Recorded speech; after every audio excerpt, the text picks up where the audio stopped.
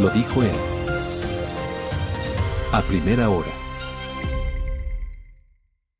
Muy bien, 7:16 en la mañana. Vamos a hablar de los temas legislativos y particularmente de algunas iniciativas que está tramitando la Comisión de Justicia y Estructura del Estado de la Asamblea Nacional. Hay varias reformas al Código Orgánico de la Función Judicial y también más recientemente hay que recordar que la Corte Nacional de Justicia presentó a consideración de la legislatura una nueva ley de extradición para actualizar la que está vigente y que, por cierto, había generado una discusión muy reciente a propósito del proceso que tenía que ver con la extradición a Estados Unidos de alias Fito. Yo creo que bien vale la pena comentar aquello. Está con nosotros Rosa Torres, ella es asambleísta de ADN y además presidenta de la Comisión de Justicia de la Asamblea Nacional. Legisladora, bienvenida. ¿Cómo le va? Buenos días, Buen día. Muy buenos días, Fabricio. Gracias por el espacio. Buenos días a todos quienes en estos momentos nos están escuchando. Gracias a usted por la gentileza. A ver, hace más o menos un mes usted presentó un proyecto de reformas al Código Orgánico de la Función Judicial, donde se planteaba, por ejemplo, la incorporación del polígrafo. ¿Eso es para los jueces, los operadores de justicia, los funcionarios judiciales? ¿Cuál es el objetivo de aquello?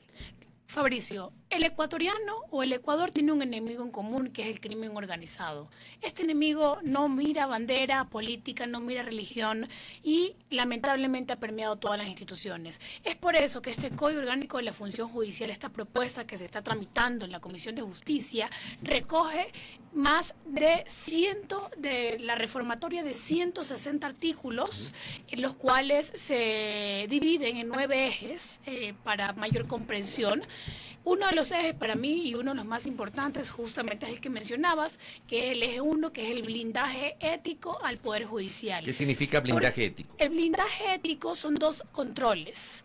El primer control, que es el control a la conducta, a través de estas pruebas de confianza denominadas polígrafos, y la segunda es el control patrimonial. El ingresar las pruebas de polígrafo para aquellos jueces que están en las unidades de anticorrupción. Lo he mencionado en varias entrevistas, es lamentable ver que es una unidad relativamente nueva, creada en el Ecuador, y ya tenemos a un juez anticorrupción destituido por corrupción y tenemos a 3 jueces procesados por corrupción. ¿Qué es lo que queremos nosotros con esta propuesta en esta reformatoria del Código Orgánico de la Función Judicial? En efecto, crear este control exhaustivo a la conducta del juez para que podamos nosotros en el proceso de selección, en el momento de dotar de operadores de justicia la función judicial, y sobre todo la unidad de anticorrupción, que es una unidad que maneja temas muy sensibles en el país, haya este proceso donde no solo se verifique que tenga la capacidad intelectual, que tenga la experiencia, que tenga la carrera judicial, sino también que tenga la probidad, la honestidad, que es lo más elemental de acuerdo a la crisis institucional. ¿Y eso se puede establecer viviendo con el uso del polígrafo, más conocido popularmente como el detector de mentiras, como dicen algunos? Sí, en el proceso de preselección, de hecho, ya lo utilizan y hay varias instituciones que ya lo utilizan, en otros países también están siendo utilizados. Lo que hace es mejorar la calidad de perfiles. Pero si ya se utiliza, ¿qué sería lo nuevo entonces? No, aquí en el país La Policía Nacional lo utiliza, por Solo ejemplo. la Policía Nacional. Y otras instituciones y privadamente pues lo utilizan, pero en la función judicial sería por primera ocasión en la historia que se vaya a incluir dentro de la norma la inclusión de estos pruebas de confianza denominados polígrafos. Asimismo, el control patrimonial, yo he mencionado, es inadmisible para los ecuatorianos que hayan juzgadores, hayan operadores de justicia que lamentablemente no puedan justificar sus patrimonios. ¿Por qué?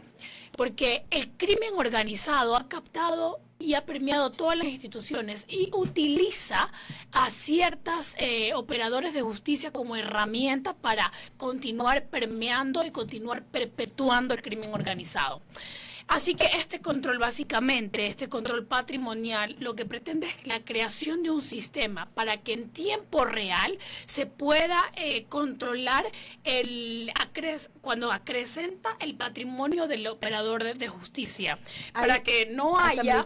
Ahí, digamos, que de nuevo también habría, porque eso ya lo realiza Contraloría. Es decir, eso sería un poco tal vez, si se quiere, demeritar las funciones que ahora mismo está haciendo Contraloría revisando el patrimonio? Al contrario, es fortalecimiento institucional, porque la creación de este sistema de control va a contar con varios integrantes o varios actores, entre ellos Contraloría. Hemos visto y hemos escuchado al Contralor General del Estado mencionando públicamente que más de 50 jueces no pudieron justificar sus patrimonios en los exámenes anuales que realiza, los exámenes especiales que realiza Contraloría.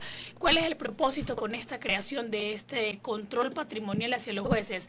Es que se cree un monitoreo en tiempo real para que se vaya dando este seguimiento y este control para que no haya jueces que ganen $3,000, $4,000, $5,000 dependiendo la unidad judicial que elaboren y tengan patrimonios de $8 millones. Ahí nos deja la duda a los ecuatorianos la licitud y la legitimidad de esos bienes. Eso sería a través de alguna plataforma tecnológica. Correcto, la creación que estaría, digamos, usada o digamos o a cargo de quién, de qué entidad. Esta plataforma o esta creación de este sistema que contará la intervención o contará con estos actores estratégicos como la Contraloría, como el SRI, varios actores bancarios que tengan este seguimiento y lo realizará desde, en este caso, el Consejo de la Judicatura como órgano administrativo.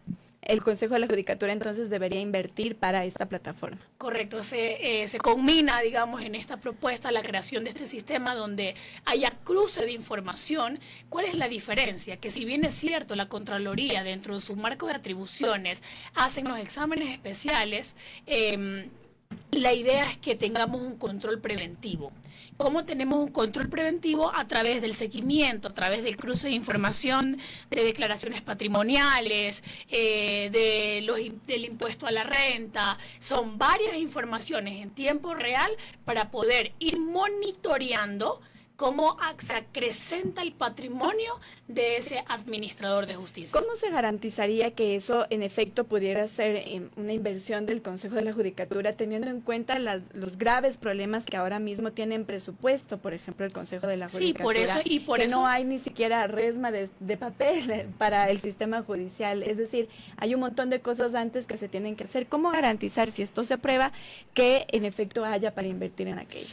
En efecto, el Consejo de la Judicatura como órgano administrativo está padeciendo la peor crisis institucional. Y es por eso que desde la Asamblea Nacional y de acuerdo a la iniciativa legislativa del Ejecutivo, dentro de una ley económica urgente, la ley de solidaridad, que incluso se debatió la constitucionalidad la semana pasada, hubo una audiencia, se hizo este apartado donde se da esta opción de declaratoria de emergencia en la función judicial. ¿Por qué esto va de la mano con esta reformatoria del Código Orgánico de la Función Judicial? Porque entendemos que el problema del sistema de administración de justicia es un problema estructural. Insisto, todos hablan del problema, muy pocos ponen soluciones. Y es por eso que esta reformatoria del Código Orgánico de la Función Judicial, que es un código que probablemente no esté en el radar de la gente, pero es un manual de procesos que sirve y establece qué hacer, qué no hacer y qué sanción va a tener los servidores judiciales, tanto jueces, fiscales, defensores públicos y demás servidores, para que tengan cuidado principalmente y para poder blindar los procesos judiciales. En esa propuesta que usted ha presentado, ¿hay algún tipo de acápite relacionado con los procesos de selección de jueces, tanto de Corte Nacional cuanto jueces de Cortes Provinciales y también jueces de instancia? Ese es uno de los, de hecho, es uno de los ejes que tenemos nosotros priorizados, que es justamente normar los concursos.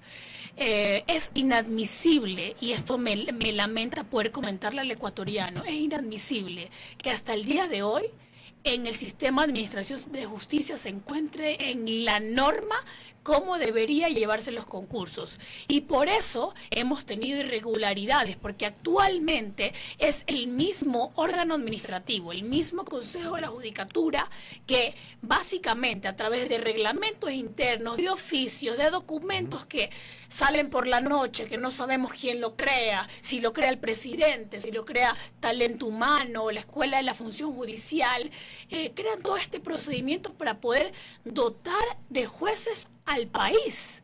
Y estamos hablando de jueces a nivel de diferentes unidades judiciales, así como jueces nacionales. Pero la idea entonces sería que las normas de selección de jueces no consten en un reglamento, sino directamente en la ley. La idea y no existe en la ley. No existe en la ley, no está normado los procedimientos de selección ni de concursos, y por eso, lamentablemente, hemos visto que 2 concursos se han declarado desiertos por irregularidades, y de ellos han salido incluso muchos de los actores que formaron parte del concurso dentro del mismo consejo con responsabilidad penal. ¿Qué es lo que proponemos? Primero, garantizar una imparcialidad y que no sea el mismo consejo de la judicatura que ponga las reglas y que ponga las normas de cuáles van a ser los próximos jueces que van a estar administrando justicia. Pero usted dice, garantizamos imparcialidad a poner esta regulación en la ley, pero al final del día es el propio Consejo de la Judicatura el que lleva adelante los procesos de selección. No, hay que establecer una diferencia. El Consejo de la Judicatura como órgano administrativo ejecuta el procedimiento, pero no crea las reglas. Actualmente, como no están las reglas claras, porque no están normados los concursos, ningún tipo de concursos, entonces se crean reglas internas y ahí ponemos en tela de duda la imparcialidad de los procesos de selección de los juzgadores. Usted también ha planteado un nuevo régimen disciplinario asociado a las funciones y atribuciones del Consejo de la Judicatura. ¿Cómo hacer para que ese régimen disciplinario no sea discrecional y realmente las sanciones respondan a algún tipo de incorrección que pudo haber cometido un operador de justicia y no necesariamente algún acto probablemente de persecución, como también han denunciado algunos jueces? Es evidente que no solo que esta reformatoria o este Código Orgánico de la Función Judicial propone y promueve un rediseño estructural al Consejo de la Judicatura, y uno de ese rediseño, de esa transformación, es justamente readecuar ciertas funciones y atribuciones del Pleno.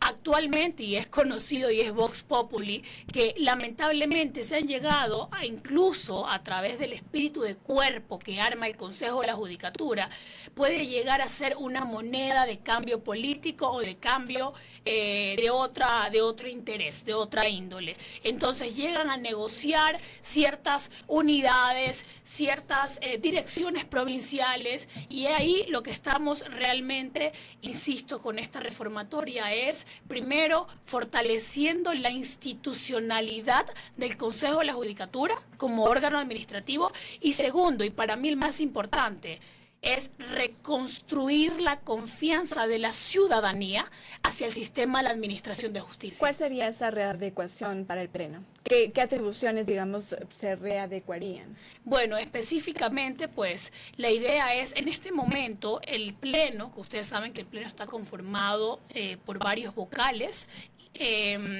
toman ciertas decisiones y hacen espíritu de cuerpo. ¿Cuál es el propósito en conclusión? Es quitarle ciertas, o mejor dicho, no quitar, quiero precisar este término, es readecuar ciertas atribuciones que tiene tanto el director general, que realmente es el representante. ¿Cómo cuáles, por ejemplo? Por ejemplo, en los procesos de selección o asignación a los directores provinciales, que ese es uno de los puntos críticos que lamentablemente hemos nosotros detectado, es uno de los puntos neurálgicos. Ya no estaría, digamos, en competencia del Pleno aquello. Ya no estaría en competencia. Entonces, ¿en competencia Pleno. de quién? En competencia del director general, porque el director general es la representación, incluso es el representante jurídico del mismo Consejo de la Judicatura. Pero es entonces concentrado en una sola persona. Más que concentrado, es readecuar conforme a las competencias y conforme a las responsabilidades. No podemos permitir que, sobre pretexto de espíritu de cuerpo, y me refiero a espíritu de cuerpo en conclusiones, que 4 vocales o 3 vocales saquen una votación y puedan generar ciertas políticas internas e institucionales que no van de acuerdo a una justicia de probidad. Asambleísta Torres, uno de los clamores, y yo lo he mencionado permanentemente en ese espacio, es la necesidad de la depuración institucional. Policía, Fuerzas Armadas y Administración de Justicia. A mí me parece, y siempre lo he mencionado, que el caso Metástasis es, de alguna manera, el ejemplo más clamoroso de cómo el crimen organizado cooptó ciertas instancias de la Administración de Justicia. Yo le pregunto a usted si la propuesta que usted ha presentado puede viabilizar esa depuración que permita extirpar de raíz la presencia de jueces o de funcionarios judiciales que tengan relaciones con el crimen organizado, que como digo, varios casos, entre ellos Metástasis, develaron que existe ese maridaje, asambleísta Torres. Correcto. De hecho, está propuesto dentro de uno de los ejes que es justamente este nuevo régimen disciplinario. Actualmente tenemos un régimen disciplinario, yo podría decir un poco ambiguo, que realmente no fue creado por la misma órgano administrativo, sino que fue creado o fue combinado a la creación por parte de la Corte Constitucional. ¿Y por qué me refiero que es ambiguo? Porque no se establece no se establece una diferenciación. Lo que hacemos es aumentar el espectro de este régimen disciplinario haciendo una diferenciación entre cuándo y a quién se le debe abrir los expedientes disciplinarios. No se puede abrir, no es lo mismo abrir un expediente disciplinario a un servidor judicial, me refiero a un secretario o un ayudante judicial, que a un juez, por supuesto, porque tienen responsabilidades distintas, porque el compromiso es distinto. Entonces lo que se hace es establecer a través de esta reformatoria esa diferencia a cada uno, de acuerdo a cada uno de los servidores judiciales. Y también se incluye algo novedoso que tampoco estaba establecido en este régimen disciplinario actual, y es que se va a incluir incluso a los abogados en el libre ejercicio. Lamentablemente hay una práctica que realizan muchos colegas, que es la mala fe procesal. ¿Cuál es el propósito de esta mala fe procesal? Pues evidentemente dilatar los procesos para que no lleguen a una sentencia y bueno, hemos visto que lo que hace eso es dilatar una justicia, saturar un sistema de administración de justicia, y por eso en este régimen disciplinario se los ha incluido a ellos, o se ha aumentado el espectro donde la responsabilidad también será para los abogados que en mala fe quieran dilatar los procesos para no llegar a una sentencia. Una oyente me pide que le pregunte, ¿qué sucede con los bancos? Existe la presunción de muchos que es ahí donde hay posibles falencias, en donde hay mafias que lavan el dinero. ¿Qué se va a hacer para lograr depurar o tener mayor control de esos depósitos sospechosos? Me piden que le pregunte. De los depósitos sospechosos del me imagino que bancario. tiene que ver, me imagino que tiene que ver con estas auditorías sobre el patrimonio de los jueces. Perfecto, por supuesto. Bueno, respondiendo a esa pregunta, dentro de la creación de este sistema, como lo estaba mencionando, que es un cruce de información, es que varias instituciones, entre esas, es la Unidad de Análisis Financiero, el Servicio de Rentas Internas, la Contraloría General del Estado, cada una de ellas va a tener que dotar o alimentar a través de la información que tenga en cada institución para poder tener ese levantamiento en tiempo real. ¿Quién realmente, cuál es la institución que da seguimiento de la licitud de todas las transacciones bancarias? Evidentemente es la Unidad de Análisis Financiero. Entonces, la información va a estar procesada y seleccionada para que cuando llegue a este sistema de seguimiento patrimonial de los jueces, ya sea una información que esté digamos, lo más precisa y concisa para poder dar este seguimiento. Bien, usted decía al inicio de esta conversación, asambleísta, que tenemos un enemigo común, que es el crimen organizado. Y en efecto es así. Yo quisiera preguntarles si tal vez ustedes han recogido o tienen denuncias dentro también de la comisión sobre jueces que estén amenazados por el crimen organizado y que tal vez por eso, digamos, quiero ser abogada del diablo, no, pero hay bastantes también cuestionamientos sobre eso, de jueces que hayan sido amenazados y que por eso operan como operan. Y eso le pregunto por si es que dentro de este proyecto, de esta propuesta, se incluye algo respecto de aquello. Al contrario, las denuncias que hemos recibido han sido por operadores de justicia que no han actuado del lado correcto de la historia, que es decir, estar del lado de la justicia. Actualmente la Comisión de Justicia no ha recibido y no hay precedentes. ¿No creen que es verdad eso tampoco? No estoy aseverando que no sea verdad. Yo creo que evidentemente estamos viviendo situaciones difíciles en el país, pero por eso es tan importante blindar el sistema de la administración de justicia para que el crimen organizado le resulte más difícil poder ingresar. Y no solo ingresar al sistema de administración de justicia, sino captar a aquellos funcionarios que pueden ser herramientas para continuar perpetuando estos indicios de criminalidad. Y sobre amenazas que pudieran tener los jueces y por eso podrían operar como operan, ¿hay algo dentro del proyecto? El proyecto lo que realmente propone es fortalecer la institucionalidad de acuerdo a la realidad actual. Hemos visto que el presidente del Consejo de la Judicatura no solo que ha mencionado que hay un déficit de 754 jueces, sino que ha abierto algunos expedientes disciplinarios de los cuales ha conllevado la destitución de muchos jueces por actos irregulares. Yo insisto y digo, indistintamente como asambleísta por representante, presidenta de la Comisión de Justicia, también soy representante de la segunda provincia más peligrosa.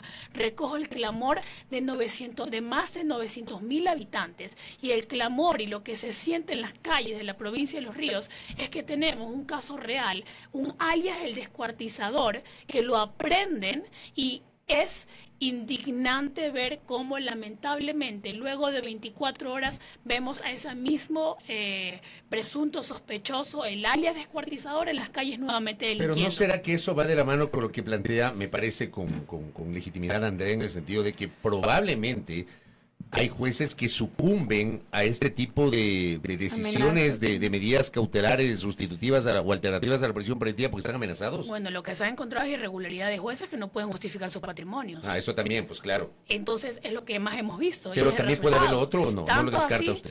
Yo no lo descarto, y por eso insisto, hay que blindar el sistema de administración de justicia. Al blindarlo, el crimen organizado se le hace más difícil poder captar a aquellos jueces, ya sea por miedo o por beneficio personal económico. Asambleísta, en 2 minutitos porque se nos termina el tiempo, ¿cómo van a tramitar ustedes el proyecto de ley de extradición que ha planteado el presidente de la Corte Nacional de Justicia? El proyecto de extradición es un mecanismo de cooperación internacional para combatir también la criminalidad, los grupos subversivos. En este momento ya se encuentra en la Comisión de Justicia.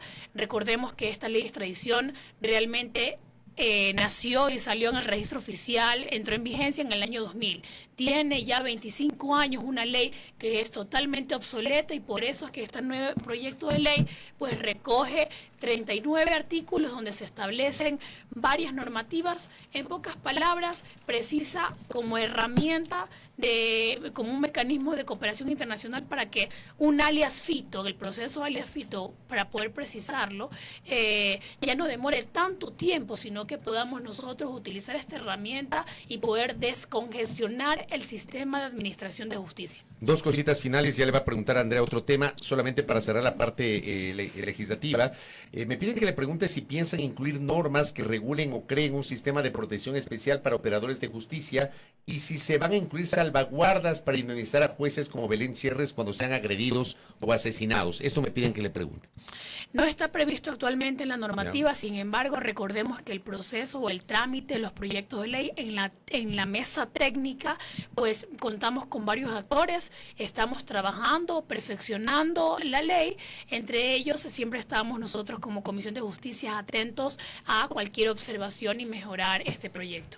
Bien, y solo para salirnos un poco de ese tema, aprovechando también su presencia aquí, asambleísta, ¿cuál es la posición tal vez de la bancada de ADN sobre el tema de Jorge Chamba, que no será investigado por el CAL, y también sobre Valentina Centeno, que ayer fue bastante cuestionada en redes sociales sobre una declaración que ella dio en donde parecería ser que va a ser asambleísta en intermitencia, es decir, va a estar en Estados Unidos, regresa a Estados Unidos, regresa? ¿Cuál es la posición de ADN? Bueno, de lo que tengo entendido respecto al asambleísta Chamba, de hecho, el mismo presidente de la Asamblea Nacional solicitó que a través de un comité de ética y a través del código de ética sea sancionado. Pero a la Yo interna creo de la que bancada. son situaciones, no solo en la interna, de hecho en la misma función legislativa como institución. ¿Pero a la interna de la bancada va a ser sancionado el asambleísta? Se tomarán las medidas necesarias porque son actos que evidentemente ante la opinión pública no solo que son mal vistos, sino que también ante esta nueva forma de hacer política. ¿Cuáles serían esas medidas necesarias? No formo parte del comité de ética, sin embargo, pues es reprochable. Hay varias medidas, entre esas puede ser la suspensión, pero insisto, no formo parte de ese comité, sin embargo, recojo igual esta preocupación de toda una bancada, de una conducta que evidentemente es inadmisible. Eso por ese lado, y por el otro lado, pues evidentemente Valentina Centeno dejó de ser la jefa de bancada, en efecto tomó una licencia, que de hecho lo establece la misma ley, para poder cursar una maestría. Sin embargo, ella ha mencionado y lo ha hecho público que no estará ausente de la Asamblea, no estará ausente de su trabajo como legisladora. ¿Cómo ven ustedes que se pida, digamos, repetidas veces una licencia? Es decir, va a Estados Unidos, vuelve, va a Estados Unidos con licencia, vuelve. ¿Cómo miran ustedes aquello?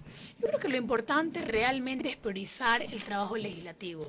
Hemos trabajado 100 días, tenemos ya 5 leyes económicas urgentes. ¿Creen que ¿Cuál así es el resultado y los logros priorizar legislativos? el trabajo legislativo con esta decisión del asambleísta? Es que nos remitimos, dato mata relato. Y el discurso y cómo hemos cambiado la retórica veníamos de una asamblea que tenía el 3% de aprobación. Y estamos en una asamblea actualmente donde la ciudadanía está viendo que realmente hay un cambio, tenemos logros Pero hay que investigar legislativos. A todos. Hay que investigar a todos, doctora. Es Por decir, no supuesto. solamente a los unos, sino a todos. Por supuesto, y será así. Pero ayer quedó la sensación de que no va a ser así.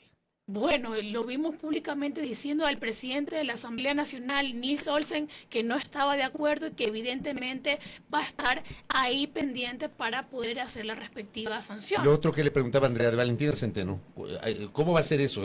¿Ustedes tienen conocimiento de cómo va a ser el trabajo del asambleísta Centeno? La verdad, lo que sabemos nosotros, o lo que particularmente puedo mencionar, es que la asambleísta Centeno está haciendo uso de su licencia, que la ley lo establece, continuará haciendo su trabajo legislativo. Sin embargo, insisto, yo creo que hay que redireccionar realmente el enfoque a los logros legislativos. Tenemos una asamblea que en 100 días ha hecho un trabajo histórico. Hemos sacado ya varios proyectos de ley, varias ¿Hay una leyes. crítica tal vez de la bancada respecto a esa posición del asambleísta? Eso específicamente, porque entendemos todo lo que se ha logrado, digamos, en su visión estos 100 días en la Asamblea Nacional, pero respecto específicamente a Valentina Centeno. La verdad que a título personal, yo no siento que sea reprochable que una joven profesional quiera continuar profesionalizándose. Pero pedir utilizando licencia, la licencia todo para el poder... tiempo, 6 meses seguidos. No creo que afecte al Estado si la licencia es sin remuneración. Porque si no hay recursos estatales o no hay recursos por parte del Estado, realmente lo que haría simplemente es pedir esta licencia para poder estudiar. Y lo decía muy bien ella, aquí quien no ha estudiado y trabajado al final del día. Vivimos en un mundo competitivo y aquí los asambleístas tenemos que todo el tiempo estarnos preparando. Pero yo termino y concluyo mi intervención diciendo que hay que redireccionar la atención a los logros legislativos. En 100 días hemos hecho un trabajo histórico, un trabajo exhaustivo y la ciudadanía lo está sintiendo realmente. Nos hemos enfrentado al crimen organizado, hemos estado cada quien desde sus representaciones, desde sus trincheras, representando a cada una de las provincias. Correcto, asambleísta, gracias por el tiempo. Gracias, asambleísta. La abogada Rosa Torres, presidenta de la Comisión de Justicia de la Asamblea Nacional, aquí en A Primera Hora. Primera plana. Todas las noticias, todas las voces.